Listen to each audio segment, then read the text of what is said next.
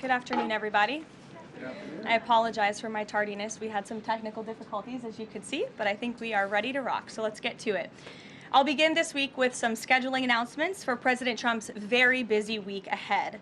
Tomorrow, President Trump will host his 9th cabinet meeting of the year alongside his incredible cabinet, who continue to deliver for the American people at a record pace.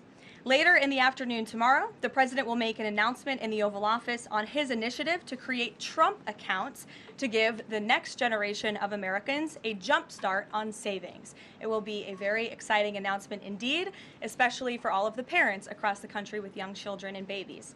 On Thursday, President Trump will host the presidents of the Republic of Rwanda and the Democratic Republic of Congo to sign the historic peace and economic agreement that he brokered. On Thursday night, the President and the First Lady will celebrate one of America's greatest traditions, the lighting of the national Christmas tree on the Ellipse. And on Friday, President Trump will attend the FIFA World Cup final draw at the Kennedy Center. You all will be seeing and hearing from the President every day this week, so you have me today, and then he will take on the rest of the week himself. Next, I would like to address the horrific tragedy that took place in our nation's capital last week. A foreign terrorist that the Biden administration failed to properly vet ambushed 2 members of the West Virginia National Guard who were honorably serving here to keep the residents and visitors of Washington, D.C. safe. U.S. Air Force Staff Sergeant Andrew Wolf was severely wounded in the attack and remains hospitalized while he continues to fight for his life. Tragically, U.S. Army Specialist Sarah Beckstrom died of her wounds. She was just 20 years old. President Trump and the entire White House are praying for Andrew's full recovery at the request of his parents and their personal phone call with the president over the weekend. And we are keeping Sarah's family and friends in our prayers during this unimaginably difficult time. Sarah and Andrew represent the very best of America, 2 young patriots who were willing to put on the uniform and risk their lives in defense of their fellow Americans.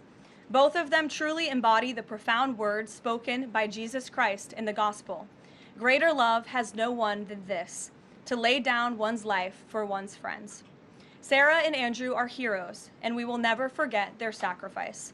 That means ensuring the monster responsible for this atrocity is prosecuted to the fullest extent of the law and faces the most severe punishment possible. It also means reckoning with why this atrocity was allowed to happen in the first place, so that it may never occur again. Here are the facts. The terrorist who gunned down American soldiers blocks away from the White House in an ambush was an Afghan national who was flown into our country by Joe Biden's administration in September 2021 in the chaotic wake of their botched withdrawal from Afghanistan. One of the most embarrassing moments in the history of our great country. Joe Biden's historic failure in Afghanistan continues to haunt this country and our men and women in uniform. Not only did this surrender lead to a suicide bombing that killed 13 American heroes in Kabul, but now National Guard troops were shot on U.S. soil by the same kind of enemy. We continue to live with the deadly consequences of Joe Biden's horrific leadership. Nearly 100,000 Afghans were recklessly released into the United States with little to no vetting. There was no regard for the disorder and violence that this would unleash on American communities and American culture. Reportedly, thousands of these strangers and unknown individuals were flagged to the Biden administration for national security, public safety, and fraud concerns. But the terrifying truth is that the Afghanistan debacle is just a small part of Democrats' complete and total betrayal of the American people during the Biden years. The tragedy that we just witnessed the day before Thanksgiving is a reminder that untold thousands of terrorists, gang members, and criminals were invited into our country and remain here to this very day. The border is now secure, thanks to President Trump, but the threat in our interior remains real and urgent. These public safety threats are already inside our land. And President Trump was elected on a promise to find and remove them. And he has already taken significant steps and made significant progress towards fulfilling this promise. But there is more work to be done because President Trump believes that he has a sacred obligation to reverse the calamity of mass, unchecked migration into our country. As a result, the Trump administration is now actively re-examining all of the Afghans imported into the country by Joe Biden. Any individual who threatens our national security or our citizenry will be subject to removal. President Trump has already permanently paused migration of foreign nationals from third world countries that pose a very high risk to the United States. For too long, past American presidents supported self-destructive immigration policies that allowed foreigners who outright hate our country and have no interest in assimilating into our culture. They've allowed these individuals to flood peaceful American communities. This disastrous approach has drained our welfare program, driven up the cost of housing, suppressed wages, and jeopardized the safety of law-abiding American citizens. In fact, according to a new bombshell report from the New York Times, Somalian migrants in Minnesota have defrauded nearly $1 billion in taxpayer-funded benefits under Democrat Governor Walz's leadership. President Trump is putting an end to this dangerous America Last approach. His position is rooted in common sense. In the wake of last week's atrocity, it is more important than ever to finish carrying out the president's mass deportation operation. America cannot allow millions upon millions of unvetted illegal aliens to be rewarded with amnesty after they broke our nation's laws to come here. They must go back to their home countries. It is also essential to immediately address the massive fraud and corruption that has been going on for decades in other aspects of our immigration system, most notably when it comes to asylum claims. Millions of people who have come here under false pretenses are told blatant lies now enjoy temporary legal status. President Trump is ending this scam as well, and I would point out that the Democrats have tried to block this administration from doing so at every turn with lawsuit after lawsuit. The hard truth is that even when it comes to our legal immigration system, past presidents have failed to ensure that all prospective citizens love America, will add value and contribute to our communities, and will assimilate into our culture. Leaders have a duty to defend and advance the interests of their own people, not foreign nationals. Leaders also have a duty to preserve the integrity and character of our nation's national identity. That is why President Trump is more committed than ever to fully restoring American sovereignty by keeping our borders secure, removing all illegal alien invaders, and rebuilding a legal immigration system that makes sense and benefits our country. President Trump has no higher responsibility than to defend our homeland and our people, and he will never waver in doing so. With that, I will open it up to questions, and we'll lead today with Isabel Brown, who is in our new media seat. She's a very popular face on television these days. She's built a great independent media podcast and platform with the Daily Wire, and I appreciate your being here, Isabel. Thank you for being Karoline, appreciate it and appreciate the briefing.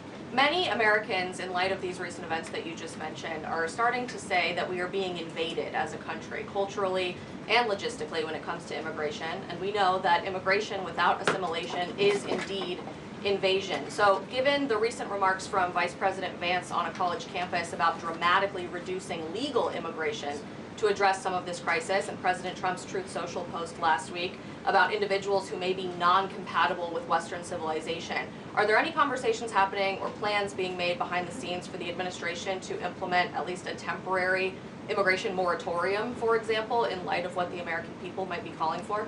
So, Isabel, it's a great question, and I think I spoke a little bit to the heart of your question in my opener there. I would add that the Trump administration has done more to limit migration, both illegal and legal, than any administration in history. And I'll just walk you through some of the actions that we have taken thus far. Number one, the Trump administration issued a travel ban for 19 countries, including Afghanistan, special immigrant visas, which is a legal pathway to get here, which we know many Afghans have utilized to come into the country, have now been paused since the tragic shooting last week.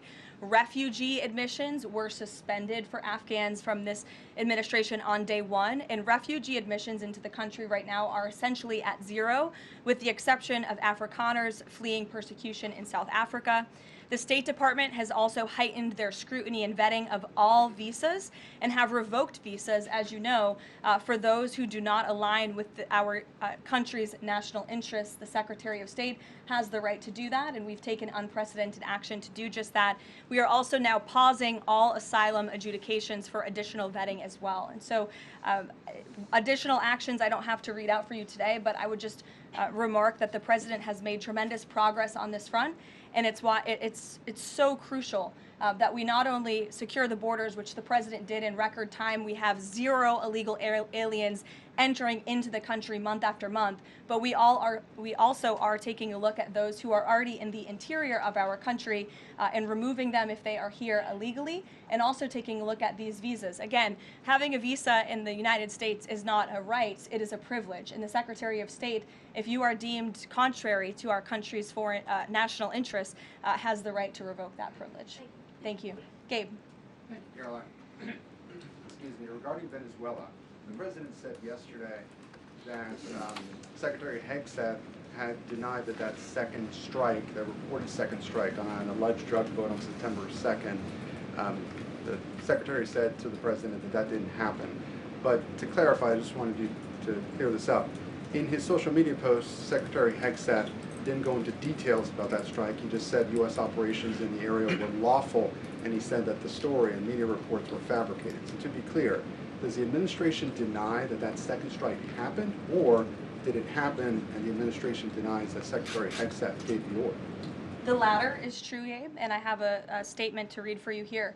President Trump and Secretary Hegseth have made it clear that presidentially designated narco-terrorist groups are subject to lethal targeting in accordance with the laws of war. With respect to the strikes in question on September 2nd, Secretary Hegseth authorized Admiral Bradley to conduct these kinetic strikes. Admiral Bradley worked well within his authority and the law, directing the engagement to ensure the boat was destroyed and the threat to the United States of America was eliminated. And I would just add one more point to remind the American public why these lethal strikes are taking place. Because this administration has designated these narco-terrorists as foreign terrorist organizations. The President has a right to take them out if they are threatening the United States of America and if they are bringing illegal narcotics that are killing our citizens at a record rate, which is what they are doing. And under the previous administration, there was enough fentanyl trafficked into our country to kill every American man, woman, and child many times over. And so that's why you've seen a drastic difference in this administration's policy with respect to the last, and it's one of the many reasons the American public reelected this president and support this Secretary of War in conducting these strikes. So to be clear, to clarify, Admiral Bradley was the one who gave that order for a second strike. And he was well within his authority to do so. And a separate question, the President several days ago said it was his intention to pardon the former president of Honduras, who was a convicted drug trafficker. And yesterday on Air Force One, the President said that if someone sells drugs in that country, that doesn't mean you arrest the President and put him in jail for the rest of his life. How is that different than what the administration is accusing Venezuela's Nicolas Maduro of? You're cherry-picking the President's statement a little bit yesterday, as he also said yesterday the people of Honduras have highlighted to him how the former President Hernandez was set up. This was a clear Biden over prosecution. He was the president of this country. He was in the opposition party. He was opposed to the values of the previous administration, and they charged him because he was president of Honduras. There were some other egregious facts that came out during this trial, and I would encourage you to report on them. His court-appointed lawyer was only given 3 weeks to prepare for trial. He shared that his conviction was lawfare by the leftist party, who, quote, struck a deal with the Biden-Harris administration. Hernandez has highlighted there was virtually no independent evidence presented, and many of his conviction was based on testimony from many admitted criminals who hoped that cooperating would reduce their own penalties. So the President heard the concerns from many people, as he does, and he's, of course, within his constitutional authority to sign clemency for whomever he deems worthy of that. Jackie. Thank you, Caroline. Following up on Gabe's question, you said that the follow-up strike was lawful. What law is it that allows no survivors? The strike conducted on September 2nd was conducted in self-defense to protect Americans in vital United States interests. The strike was conducted in international waters and in accordance with the law of armed conflict. And then On this pardon for the Honduran president, does it at all undercut the administration's messaging while you have these congressional Republicans defending the strikes on the narco-terrorists and then a pardon for a convicted drug trafficker? Does that make it more difficult for your members to defend your administration's policy? I don't think so, Jackie. I think that President Trump has been quite clear in his defense of the United States homeland to stop these illegal narcotics from coming to our borders, whether that's by land or by sea. And he's also made it quite clear that he wants to correct the wrongs of the weaponized Justice Department under the previous administration. And Ouija, I'll call on you because I think we're wearing matching blazers today. I was going to Great compliment minds. yours. Thank you, Karoline. Sure. So just to be clear, to clarify on Jackie and Gabe, did Admiral Bradley order that second strike because there were still survivors after the initial strike? Again, as I read for you, Admiral Bradley worked well within his authority in the law. He directed the engagement to ensure the boat was destroyed and the threat of narco-terrorists to the United States was completely eliminated. So was the initial order from Secretary Hegseth, everyone be killed, and did that come from President Trump? I saw that quoted in a Washington Post story. I would reject that the Secretary of War ever said that. However, the President has made it quite clear that if narco-terrorists, again, are trafficking illegal drugs towards the United States, he has the authority to kill them. And that's what this administration is doing. And can I Danny? follow up on the MRI? Because President Trump yesterday said that he would release the results of his MRI. Is that happening right now? It is happening right now. As part of, and this is a summary from the President's physician, and we will release it right now. I think my team has it teed up for all of you. I'll read it for you, and then you'll get it physically as well. As part of President Trump's comprehensive executive physical, advanced imaging was performed because men in his age group benefit from a thorough evaluation of cardiovascular and abdominal health. The purpose of this imaging is preventative, to identify any issues early, confirm overall health, and ensure the President maintains long-term vitality and function.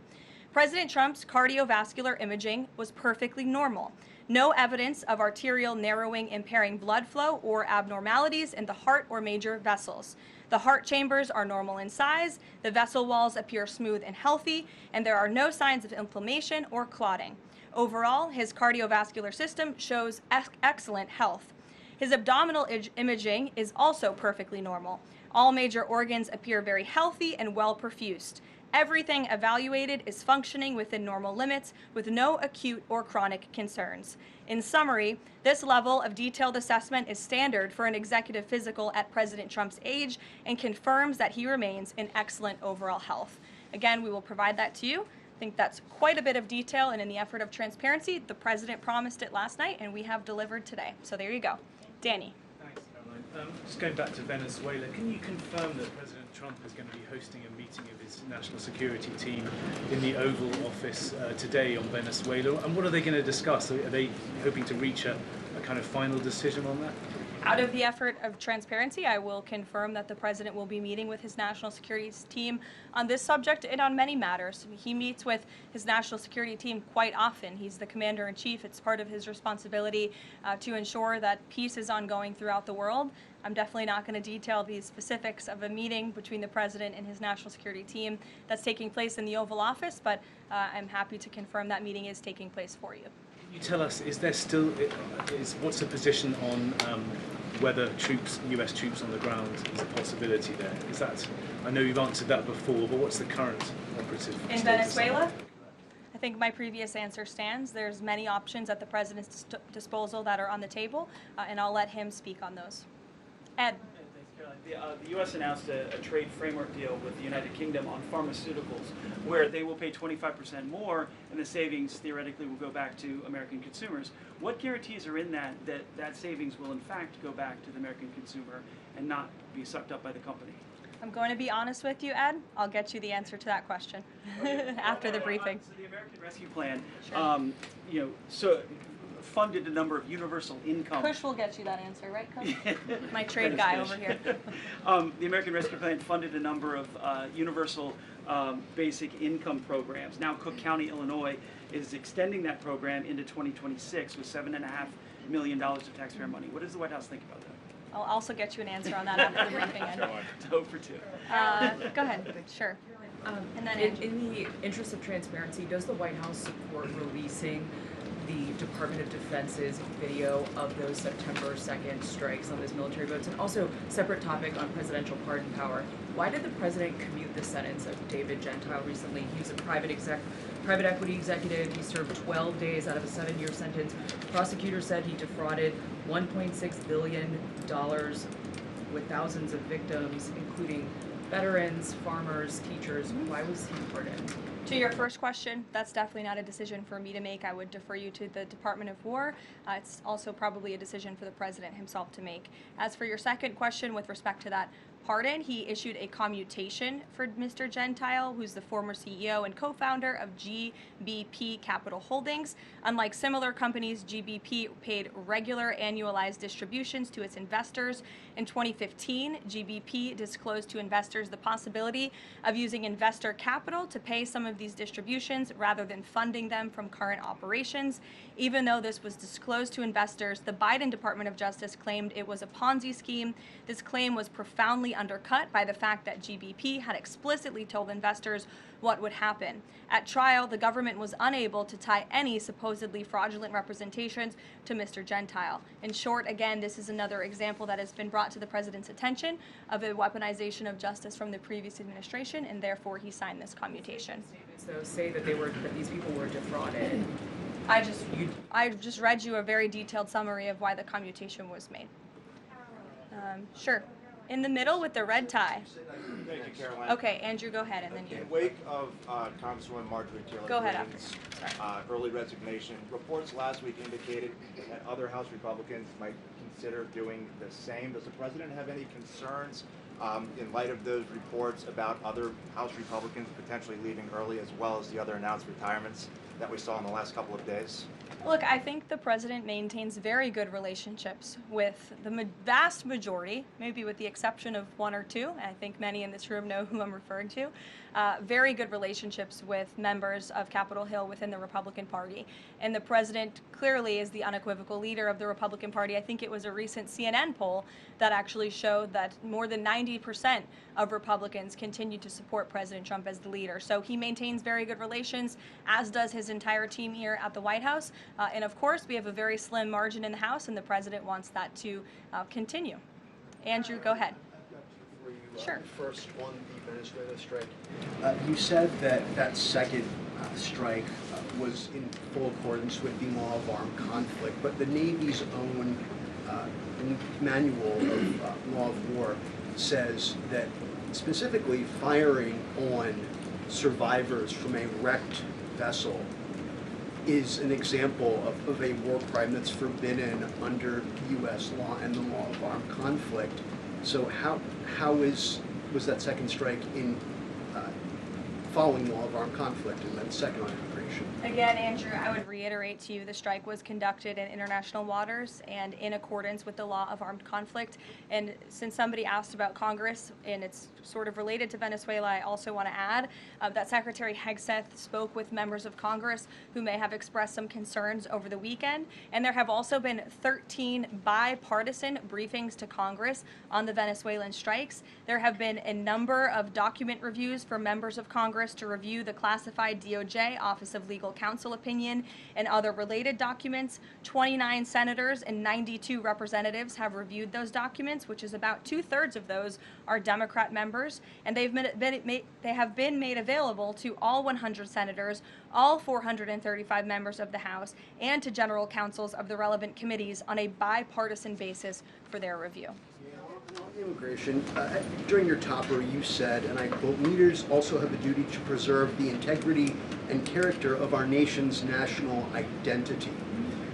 Can you explain what you mean by our nation's national identity and integrity and character, and how would refugees, people coming from war-torn places who are seeking a safe haven in America, like many of our forebears in this room, not add to our nation's integrity and character of our national identity? I'll tell you what does not add to our nation's character and integrity is refugees who come here under the alleged plight of asylum and fleeing persecution, and then come to the United States to abuse our system and rip off American taxpayers. And as I pointed out, the New York Times, to their credit, it was about 6 months too late, but they did write about how Somali immigrants in Minnesota have been ripping off American taxpayers. In fact, 86 people have been charged in a rampant and widespread fraud scheme spanning multiple programs in Minnesota.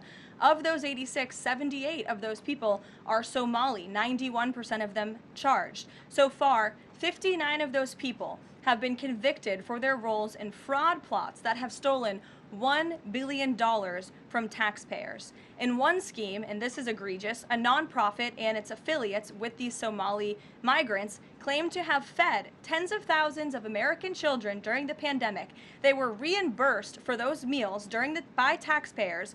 However, federal prosecutors found that almost all of those meals were never even delivered to hungry children. In fact, those organizations' leaders spent the money on houses, luxury cars, and real estate in Turkey and Kenya.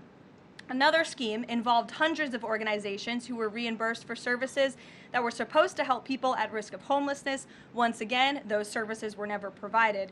All of this has happened under Democrat leadership in a Democrat-run state, where these refugees, these migrants are coming to the United States. They are abusing our system. They are draining our resources that should be going to law-abiding, taxpayer-funded, tax-paying Americans. And this president is not going to put up with it anymore. Rachel. Thank you, Karoline. Just to follow back up on the Washington Post reporting, so much of the concern from Democrats and Republicans is focused on the survivors. Why won't the administration either confirm or deny or reveal whether or not there were survivors after that initial first strike? And what imminent threat would two survivors pose who were clinging presumably to the wreckage of that boat? Again, as I said, I think you guys are sort of not listening fully to the statement I've provided. Admiral Bradley worked well within his authority and the law, directing the engagement to ensure the boat was totally destroyed and the threat to the narco-terrorists, to the United States, was eliminated. And for any further questions about his thinking, I would defer you to the Department of War. I obviously wasn't in the room for these Just to follow up, Karoline, just on the administration's policy when it comes to survivors, was there a change in policy after this strike on September 2nd? The Washington Post is reporting that these two survivors were killed after a second strike, but then in October, two people were rescued and returned to Colombia and Ecuador. So was there a decision that was made to handle survivors differently after these strikes? Not to my knowledge, no. Steve. The president confirmed that he spoke to the Venezuelan leader. Are you trying to negotiate his departure? Is there an asylum deal under works?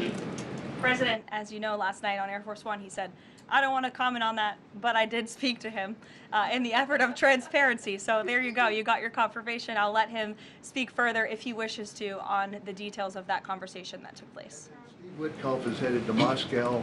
How close are you to some sort of Ukraine agreement?